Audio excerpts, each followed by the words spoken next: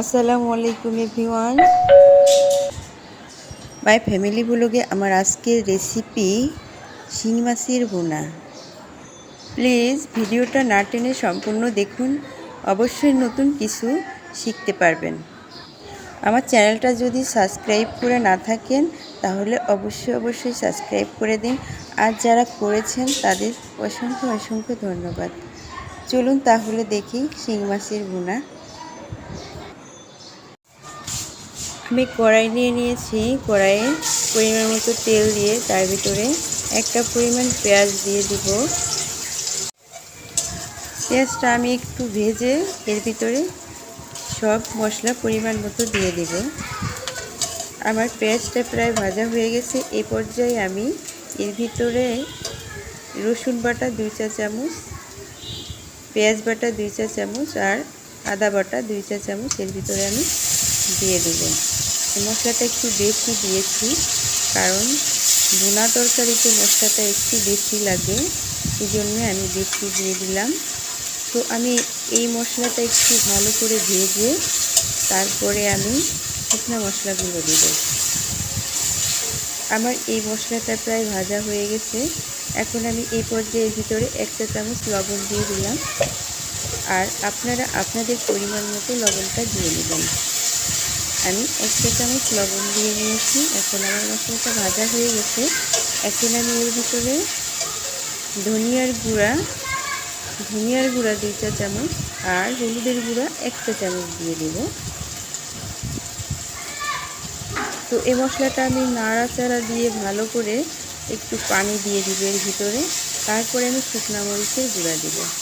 আমি এর ভিতরে আগে শুকনো মরিচের গুঁড়া অ্যাড করব না, তাহলে আমার তরকারিতে কালারটা ভালো হবে না। এই যে আমি পানি দিয়ে দিয়েছি, এখন আমি শুকনো মরিচের গুঁড়া দিয়ে দিলাম। এখন নাড়া দিয়ে আমি মশলাটা একটু ঢেকে কষিয়ে নেব। এ পর্যায়ে আমি মশলাটা ঢেকে দেব।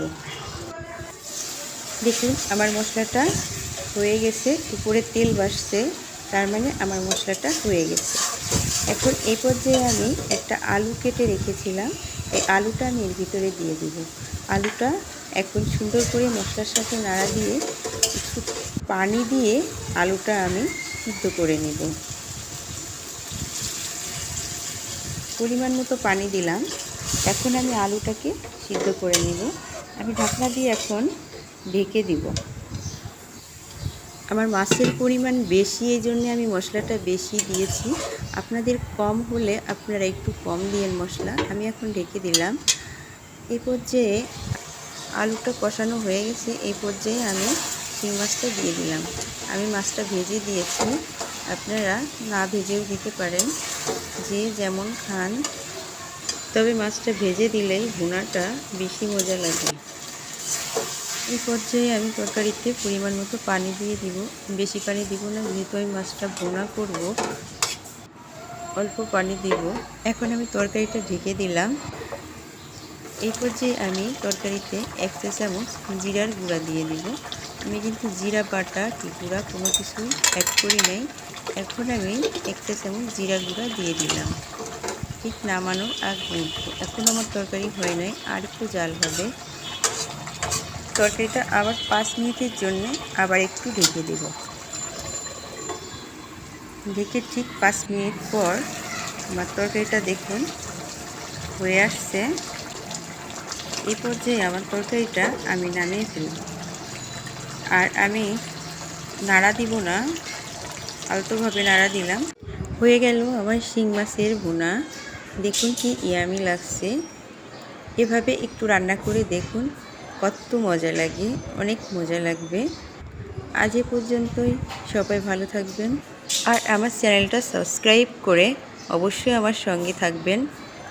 আসসালামু আলাইকুম, আল্লাহ হাফেজ।